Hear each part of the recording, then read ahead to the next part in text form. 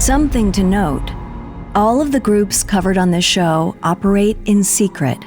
The details included in this episode are based on extensive research, but ultimately can never be 100% verified except by society members themselves. Due to the graphic nature of these events, listener discretion is advised. This episode includes discussions of police brutality, domestic violence, murder, and racism. We advise extreme caution for children under 13.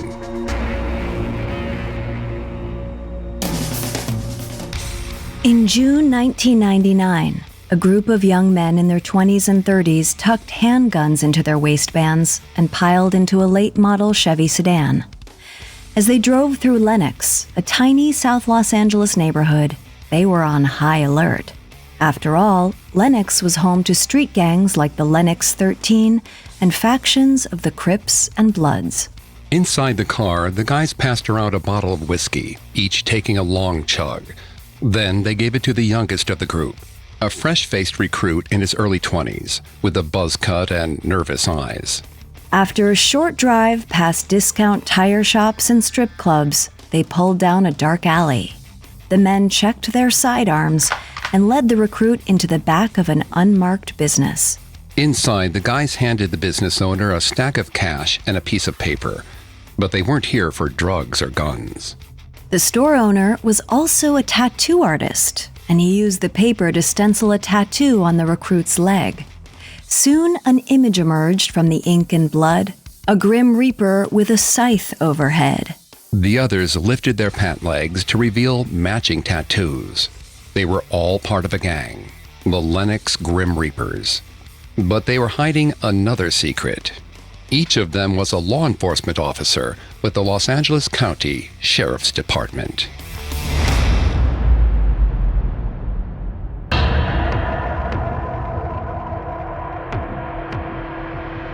I'm Kate Leonard. Usually I host Kingpins, where we cover the rise and fall of underworld figures in organized crime. And I'm Greg Polson.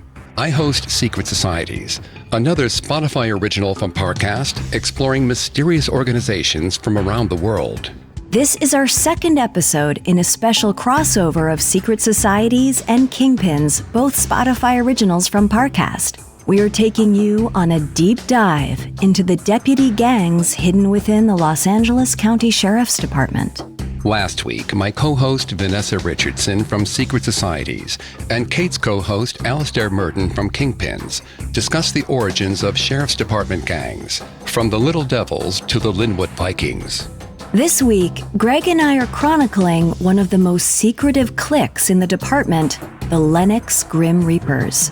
Based in the tiny neighborhood of Lennox, California, the Reapers allegedly wielded power across many levels in the LA Sheriff's Department, even after the Lennox station's decommissioning in 2010. This week, we'll see how their clandestine organization was thrust into the spotlight, from newspaper exposés to a landmark legal battle. We'll also examine the financial implications of the case and the multi-million-dollar impact that the Reapers and other Sheriff's Department deputy gangs are having on the department and its taxpayers. We have all that and more coming up. Stay with us. If you're obsessed with true crime, cults, or conspiracy theories, I've got the perfect show for you. Conspiracy Theories, Cults, and Crimes is a new weekly podcast from Crime House and Pave Studios that dives into the darkest corners of human behavior. Every Wednesday, we uncover the true stories behind the world's most shocking crimes, deadly ideologies, and secret plots. Follow Conspiracy Theories, Cults, and Crimes on Spotify. Lennox, officially an unincorporated section of Los Angeles County, is only roughly 15 miles south of the boutiques of Beverly Hills and beaches of Santa Monica. But it might as well be worlds away. Lennox is a sun-baked stretch of used car lots, graffitied walls, and fading apartment buildings. Those used car lots and apartments are shoehorned into a tiny postage stamp of a community. Lennox sits on just 1 square mile of land, but it overflows with nearly 22,000 people, at least as of the 2010 census.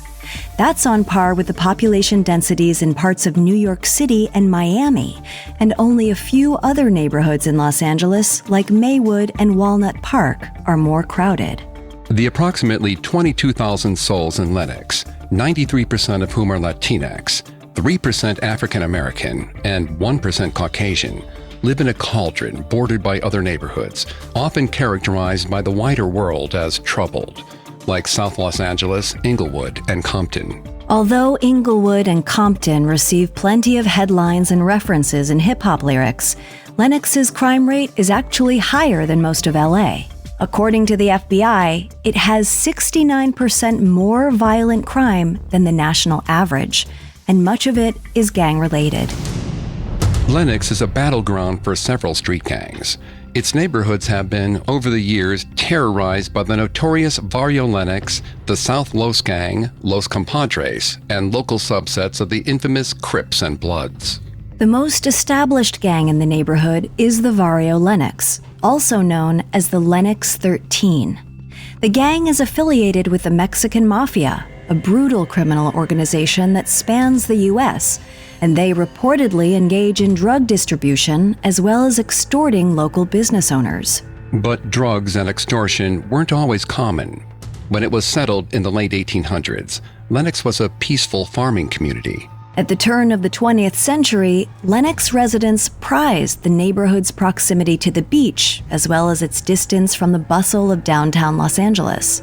It was a hamlet for families, mostly white settlers from the East Coast and the Midwest. By the 1920s, Lennox had evolved into a quintessential farming community, with a main street of mom-and-pop shops and farms on the outskirts.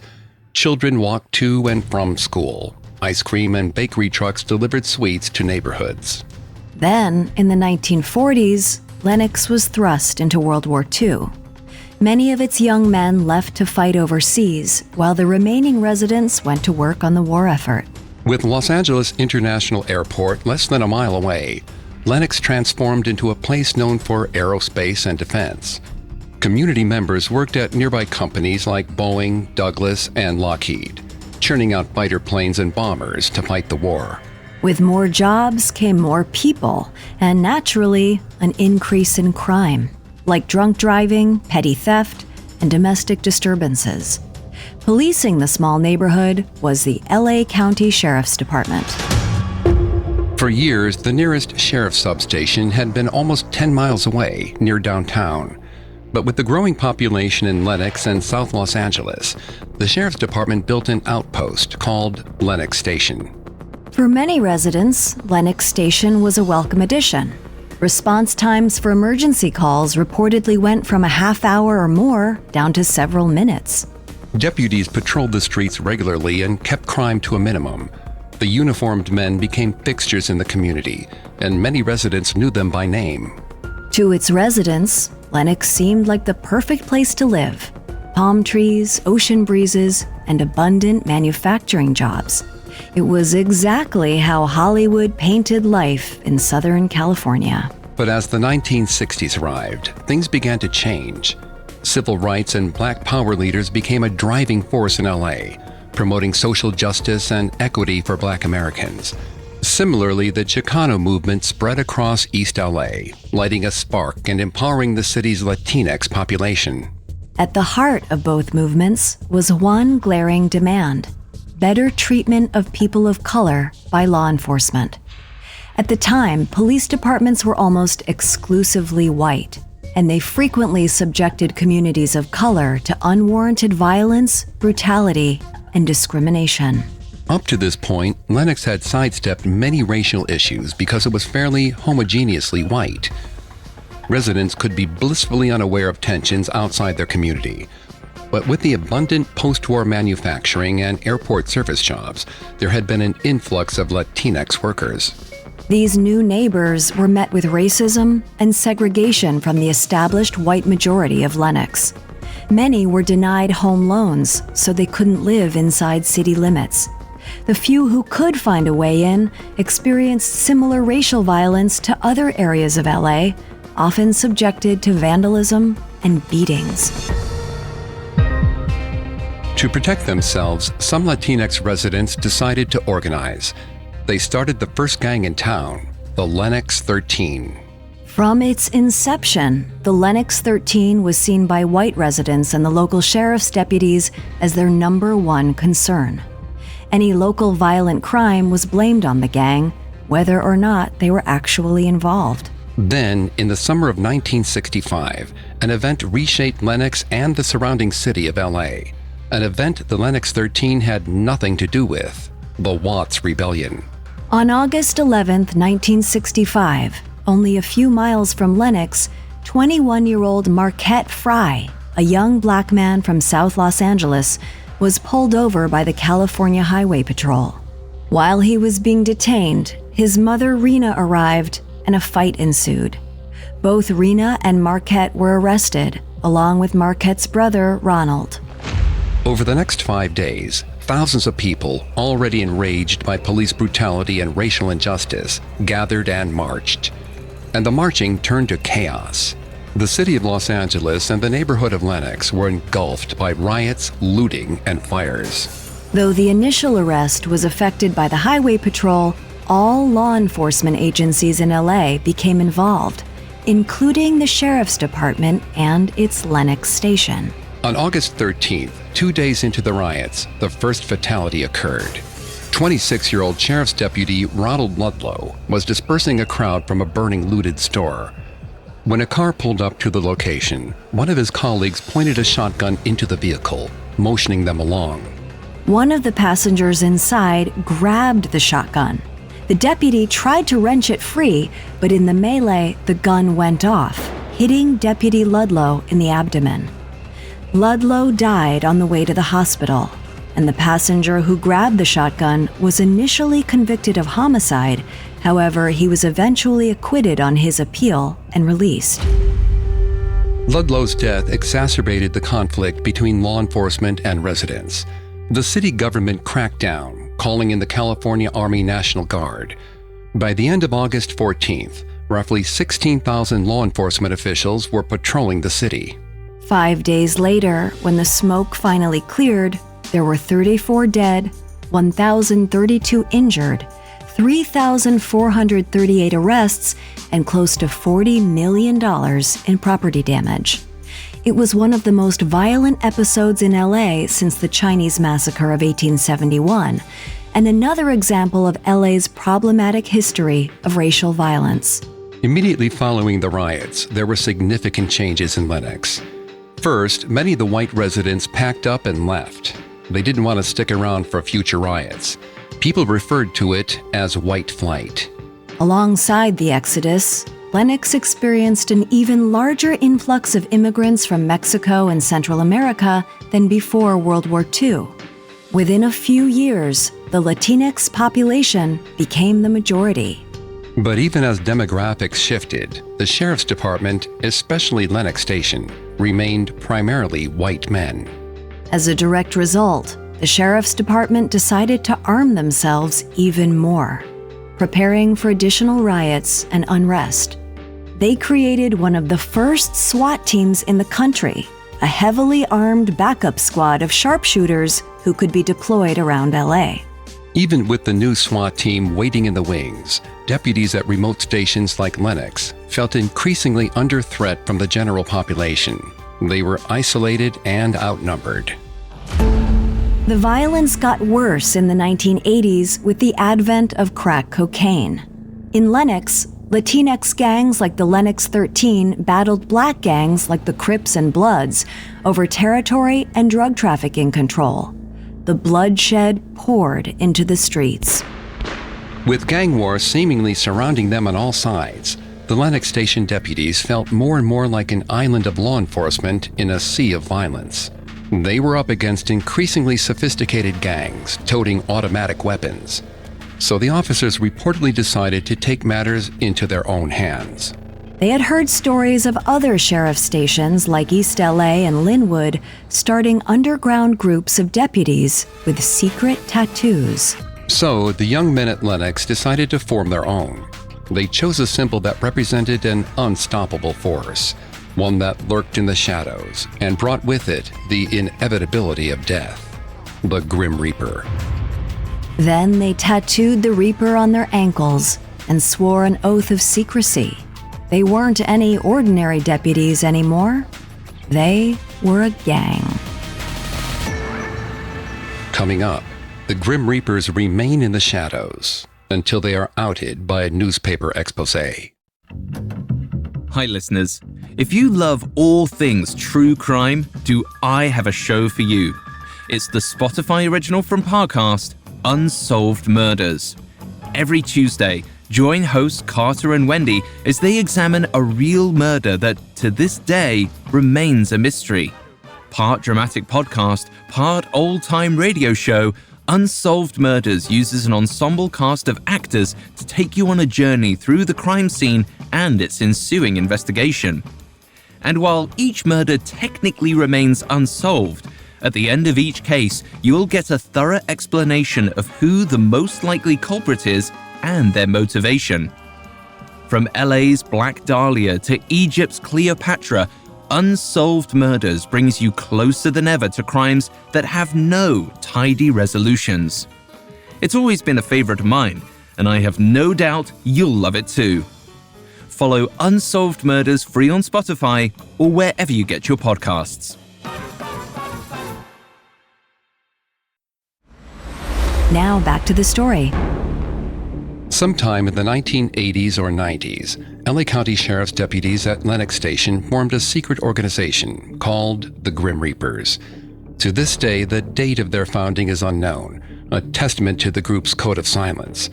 But it was during the heyday of the crack epidemic that deputies were suddenly sporting Grim Reaper tattoos on their ankles. The few details we do know have been pieced together from eyewitness accounts, as well as inferences drawn from other sheriff's department gangs. Some outside the group, including former Sheriff Lee Baca, speculate that the Reapers began simply as an informal gathering for drinking and partying. Sheriff's deputies, much like other law enforcement officers, have a reputation for being heavy drinkers. When the badge comes off, many of them blow off steam with copious amounts of alcohol. That relationship with booze has been the subject of significant psychological research. A study published in the American Journal on Addictions found that 1 in 4 police officers have unhealthy drinking habits. Experts point to the fact that police work is stressful and at times deadly. It also requires a high level of trust and camaraderie. Many police officers view non-drinkers as suspicious and unsociable people. So drinking has not only become a way for law enforcement officers to bond, but to prove their solidarity and reinforce group dynamics. The Lennox Grim Reapers were no different. One anonymous source within the Reapers described it as no more than some of the fraternities at schools. Former LA County Sheriff Lee Baca claimed that many of them regretted joining when they sobered up, especially when their wives saw the tattoo. He also added that deputies destroyed their lives with this nonsense of the drinking and tattoos. But Sheriff Baca's criticism likely galvanized the Reapers even more. He was like a nagging father telling his kids not to party or get tattoos. It only made the gangs more appealing. They became forbidden fruit. Over time, the Reapers likely evolved into more than just drinking and tattoos. There is some evidence that once deputy gangs like the Reapers were large enough, they were able to influence department assignments, work schedules, and even calls for backup. But even as the Reapers grew within Lennox Station, for the first decade of their existence, little was known about them on the outside. They successfully remained off the public radar. Then, in 1999, something happened that thrust them into the spotlight. In March of 1999, the Los Angeles Times published a groundbreaking article about secret societies in the LA County Sheriff's Department. It was one of the first public glimpses into the world of deputy gangs. The article exposed numerous groups like the East LA Little Devils and Linwood Vikings. But the piece zeroed in on one gang in particular, the Lennox Grim Reapers. The LA Times had access to a confidential source inside the Reapers, who gave them the first behind-the-scenes look into this secret world. The deputy was not identified, but he confirmed he was a tattooed member of the Reapers. While the deputy was open about the existence of the gang, he was careful not to implicate them in illegal activity or discrimination. He explained that his tattoo only showed that he was respected by his peers. Then he added, "What am I going to get? A tattoo of Winnie the Pooh?" His glib response wasn't echoed by Sheriff Lee Baca at the time. Baca responded, "Having a Grim Reaper tattoo does not bring confidence in you as a deputy." Even though Sheriff Baca disapproved of the Reapers, many believed he didn't go far enough in addressing the problem. Some speculated that Baca's undersheriff, Paul Tanaka, who we profiled in last week's episode, undermined meaningful reforms against deputy gangs. Tanaka was an inked member of the Linwood Vikings and had already been involved in an alleged department cover-up of an officer-involved shooting. So it seemed to be in Tanaka's best interests to ignore any criticism and let the LA Times article fade into the background.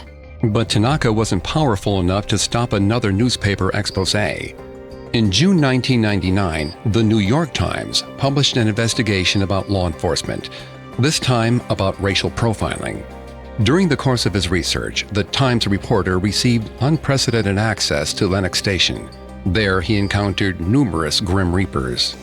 The journalist noted that many of the deputies, mostly white young men with military backgrounds, had Reaper tattoos on their ankles. It was more confirmation of the proliferation of the gang. But this time, the gang wasn't the focus of the story. The reporter was hoping to learn about racial bias in law enforcement. For that, he was allowed to do a ride-along with a young Lennox deputy named Jeffrey Coates. Coates was a white deputy, policing an area that was over 90% Latinx, and he confirmed the journalist's worst suspicions about racial bias. Except Deputy Coates didn't call it racial profiling. He referred to it as pretext stops. During a pretext stop, Deputy Coates reportedly ignored white drivers and targeted Black and Latinx drivers, hoping to find drugs, firearms, or evidence of criminal behavior. Textbook racial profiling. Toward the end of the reporter's ride with Coates, he asked the deputy point blank if he was a Grim Reaper. Coates replied that he had been forthright and truthful during their day together, and he wasn't going to lie to him now. So, Coates declined to answer the question. It was a tactical answer to a direct question. Coates didn't confirm that he was a Reaper, but he didn't deny it either. Coates' career and status in the department didn't seem to be impacted by the article. In June 2000, he was awarded the Sheriff's Department's Meritorious Conduct Medal for protecting a bystander and other deputies during a gunfight in the Lennox area. He later became a Sheriff's Department SWAT officer. After the initial publicity around Coates' ride-along in the New York Times, much of the attention on the Grim Reapers dissipated. The public seemed less concerned about gangs in the LASD as they did with corruption within the LAPD. In 1999, the Rampart scandal dominated headlines. The LAPD's Rampart division was implicated in various accusations, such as police brutality, planting evidence, robbery, drug dealing, and perjury. The focus on the LAPD allowed the LASD deputy gangs, like the Reapers, to slip back into the shadows. Then, over a decade later, a disciplinary case within the Sheriff's Department threatened to blow the gang's cover for good. On December 27, 2014, a cell phone video captured off-duty LA County Sheriff's Deputy Karen Carl Mendoyan reportedly breaking into his ex-girlfriend's apartment. He was allegedly stalking her and trying to control her life. With a black hat pulled low over his eyes and a nondescript white t-shirt, Mendoyan appeared to use a metal tool to pry open her sliding glass door. When the deputy realized he was being videotaped, he seemed surprised for a moment, but he continued on undeterred and entered the woman's home. The footage became one of the most important exhibits in a disciplinary case against Mendoyan, a case that would later reveal that he was a Grim Reaper. In the months after the break-in, Mendoyan's former partner, who was also a deputy, continued to document her ex's threatening behavior. She filed a police report, citing bruises, lacerations, and other harassing treatment from Mendoyan. Then, in June 2015, she filed an official complaint with the Sheriff's Department. A month later, Mendoyan was suspended from duty while the department opened an investigation. During the course of the inquiry, Mendoyan admitted to having the Grim Reaper tattoo on his leg. During the investigation, Mendoyan's ex also turned over an audio recording, one that seemed to show Mendoyan threatening retribution from him and the Reapers. She testified that she believed Mendoyan's association with the Reapers gave him influence with sheriff's dispatchers that could result in her being assigned to extra calls. Instead of getting a break between assignments, she would be sent on one after another for her whole shift, a circumstance that would not only be exhausting, but dangerous. To combat her claims, Mendoyan's defense attempted to portray the young woman as mentally unstable, alleging that she had repeatedly contacted Mendoyan after they had broken up. The defense's claims didn't seem to sway the Sheriff's Department, though. In August 2016, they upheld the decision to remove Mendoyan from duty. He was officially fired. But it wasn't the end of the case. Mendoyan filed an appeal with the LA Civil Service Commission, the final arbiter of labor disputes for government jobs. In January 2018, after a year of investigation and hearings, the Civil Service Office confirmed the decision to discharge Mendoyan. It seemed the final nail was in the coffin for his career in the LASD. But Mendoyan wasn't about to give up. Much like the figurative Grim Reaper on his leg, he lurked in the shadows, looking for an opportunity to strike. And he soon found it. On November 26, 2018, a new sheriff was elected in Los Angeles. Alex Villanueva, a newcomer, beat out incumbent Jim McDonnell. Even though Villanueva had never held public office, he was a popular deputy in the LA County Sheriff's Department. Villanueva was seen as a populist who would bring transparency and accountability to a position that was consistently politicized. Villanueva's Latinx background also assured folks that he would root out racist deputy gangs and assert justice for LA's residents. Just a week later, on December 4, 2018, Villanueva was sworn in as the Los Angeles County Sheriff. At the ceremony, the news cameras captured one particular guest on stage with Villanueva, Carl Mendoyan.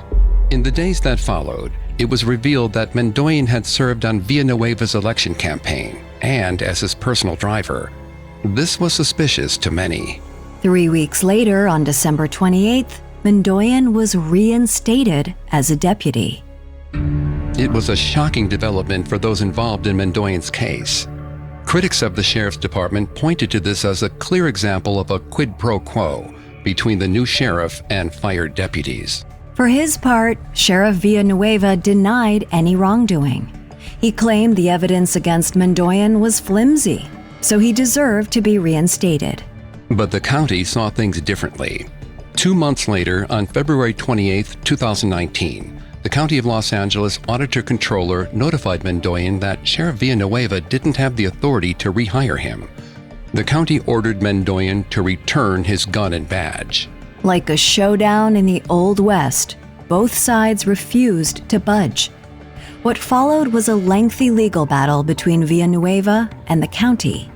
Villanueva argued that Mendoyan's disciplinary hearings had been flawed. LA County maintained that Mendoyan's hearings had been handled properly and that the sheriff has limited power to appoint deputies. At the time of this recording, the case is still being litigated and has allegedly created significant conflict in the department. It's also served to highlight the apparent power of Sheriff's Department gangs like the Grim Reapers. As a result, the once secretive Reapers were now at the forefront of news and public awareness. They seemed to hold significant sway in the department, even with the sheriff himself. But in appealing his case to such a high level, Mendoyan may have inadvertently caused the unraveling of the Grim Reapers. The Reapers were no longer only impacting residents in Lennox. They were costing taxpayers millions of dollars. Up next, the Grim Reaper's downfall might not be their violent behavior, but their price tag. Now back to the story. After years of operating in secret, the Lennox Grim Reapers were exposed in 1999. That year, articles from the Los Angeles Times and the New York Times spotlighted the Reapers as a group of rogue deputies with tattoos. Then, in 2016, a disciplinary case within the department further illuminated the secretive organization. There were allegations that the Reapers intimidated other deputies with threats of violence and dangerous work assignments and held unusual influence within the department.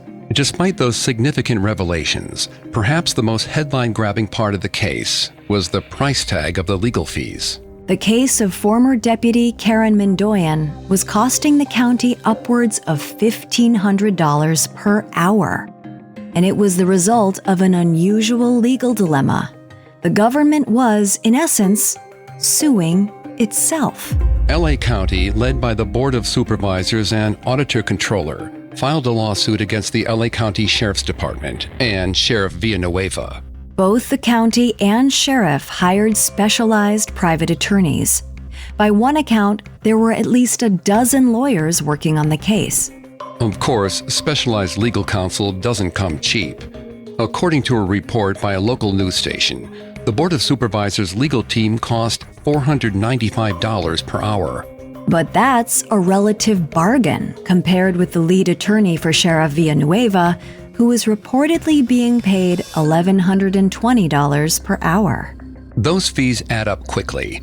According to Villanueva, the case has cost the county close to $3 million so far, and there's no end in sight. Even more shocking, perhaps, is that Villanueva and the Board of Supervisors aren't footing the bill.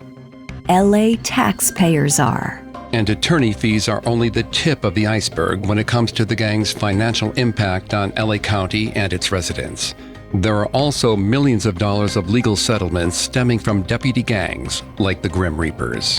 One of the earliest financial blowbacks from LASD deputy gangs came in 1996 with the Linwood Vikings. The county settled a class action lawsuit in which residents accused deputies in the gang of discrimination and intimidation tactics. The Vikings, who we learned about last week, were running, according to U.S. District Judge Terry J. Hatter Jr., a, quote, neo-Nazi white supremacist gang out of Linwood Sheriff Station. To settle the charges, the county paid $9 million. The majority of it, $7.5 million, was distributed to 80 residents who reported being on the receiving end of the Vikings' excessive force.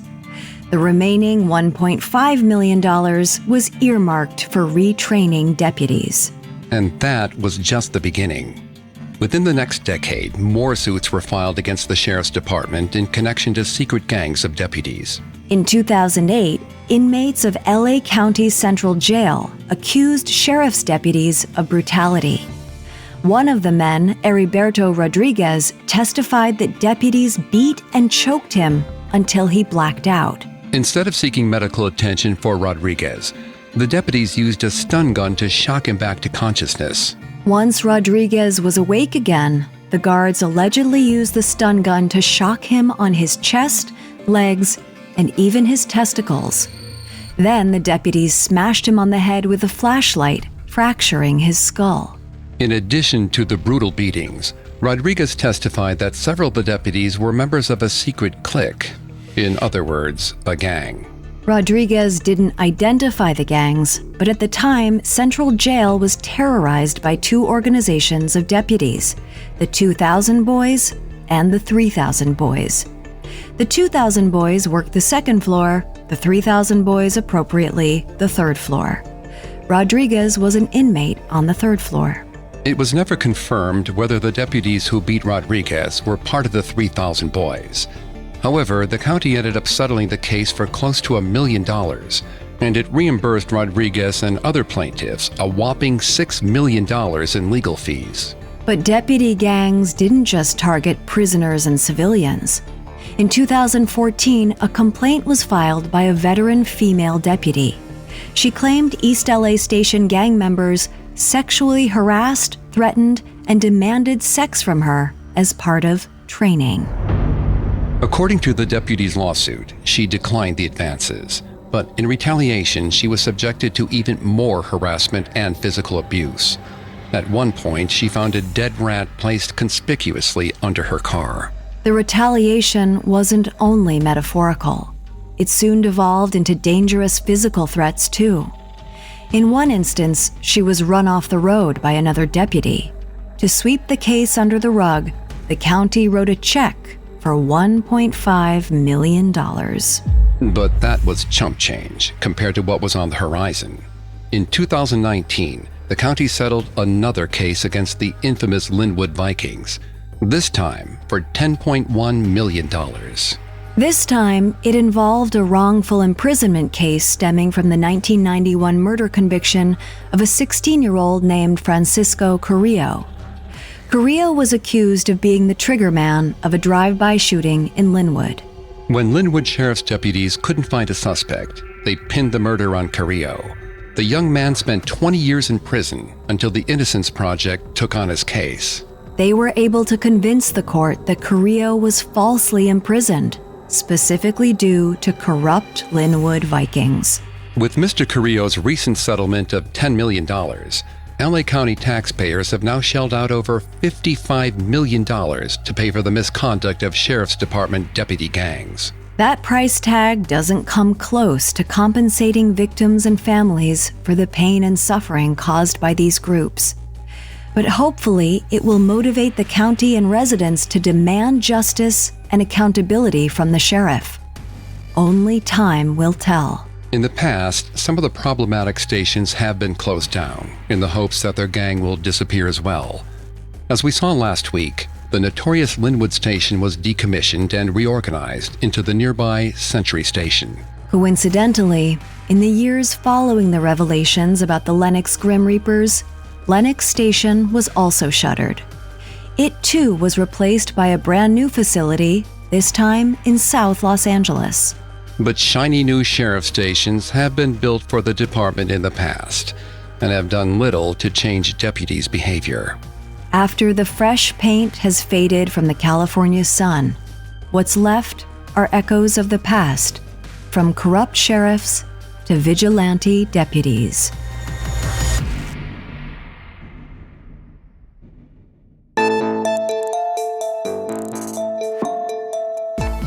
Thanks again for tuning into this special crossover series from Secret Societies and Kingpins. We'll be back next week with Part 3 and a deep dive into the Wild West vigilante origins of the LA County Sheriff's Department and one of their most enigmatic gangs, the Jump Out Boys.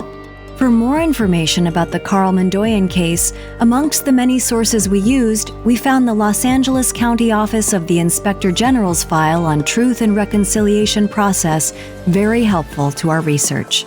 You can find all episodes of Secret Societies and all other Spotify originals from Parcast for free on Spotify. We'll see you next time.